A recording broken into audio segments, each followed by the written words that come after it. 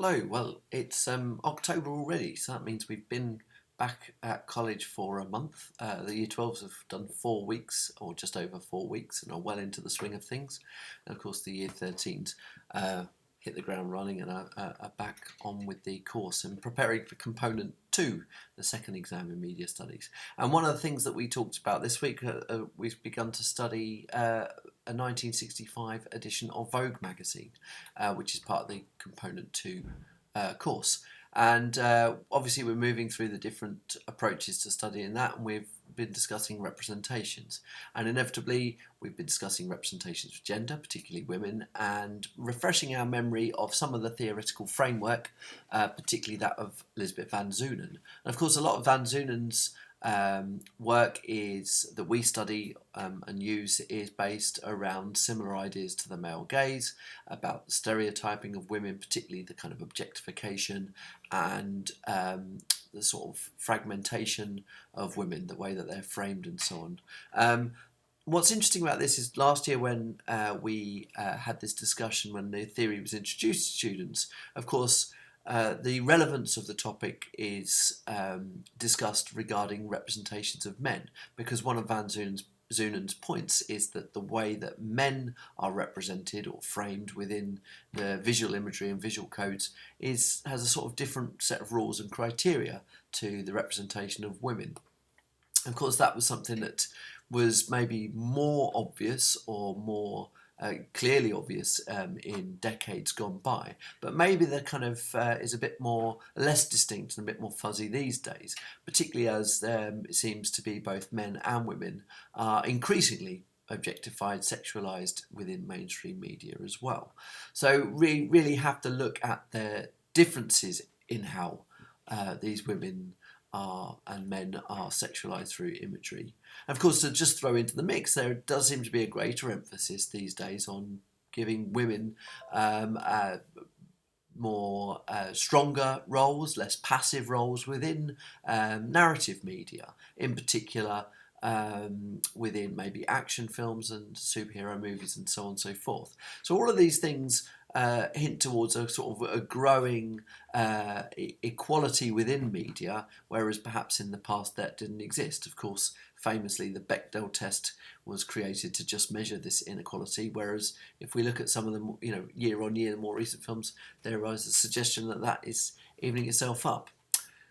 One really fantastic site to look at for this, and I signposted this to my Year 12s last year, is of course the Hawkeye Initiative, which seeks to show the discrepancies in representations of women compared to men within that superhero genre. It's a very amusing, tongue-in-cheek, and yet thought-provoking website which takes the images of from comic books, graphic novels, and superhero movies and replaces images of female superheroes with images of Hawkeye, the Avenger, and does so to show what if Hawkeye were to dress or pose in the same way as the women in superhero media were to.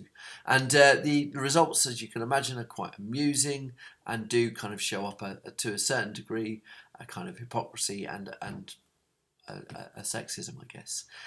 So that's kind of an interesting one to see how, while things change, maybe they don't change that much.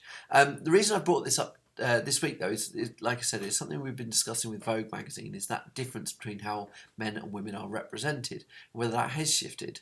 And one of the students suggested that there is a change, but maybe not consistently across all media.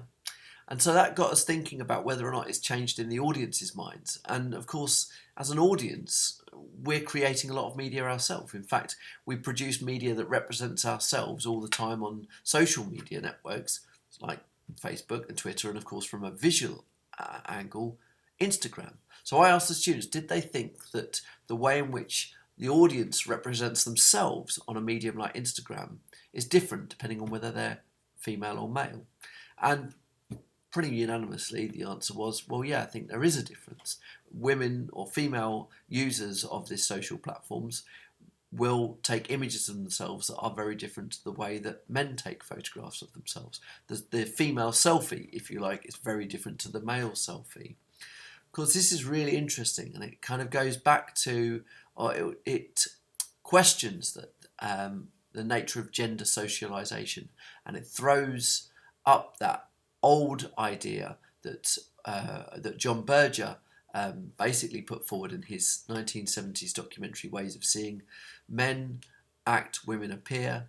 Men look at women, women look at themselves being looked at.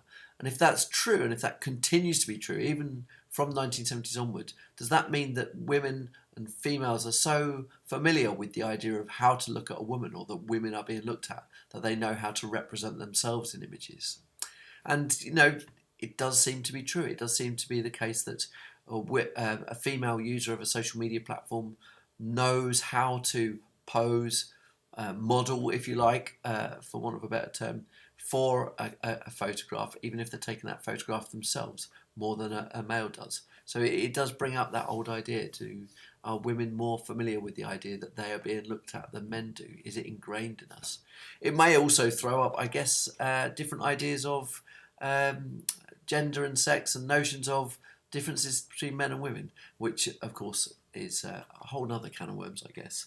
But what was interesting about this, having this conversation this week, was actually just by chance. A link on my own Facebook profile appeared to a great Twitter feed, Instagram account called Broz Being Basic. And you may have seen this before. It's, again, another very amusing take, but also a very thought-provoking one, which kind of proves the points that the students were making this week. It's basically a set of images taken by guys posing as if they were women on internet. It's kind of, the premise is, what if men took the same photos of themselves as women do on Instagram? And the results are really quite funny. So I'll post a couple of examples below, plus a link to the Broz Being Basic Instagram feed. I'll also post a link to the Hawkeye Initiative, which is, again, really interesting. And it's worth thinking about when you're posting your own social media, when you're looking at others, that idea that John Berger put forward of, men look at women, women look at themselves being looked at. It feels like it was a long time ago. It was nearly 50 years ago this idea came about. Have things really changed that much? Now that the audience are producing their own media, is it the case that women know how to represent women because they've seen it so much in the past? Okay, tell me what you think. Post any examples of your own discussions and your own ideas on this. I'd be really interested to know. And apart from that, have a great weekend. Bye-bye.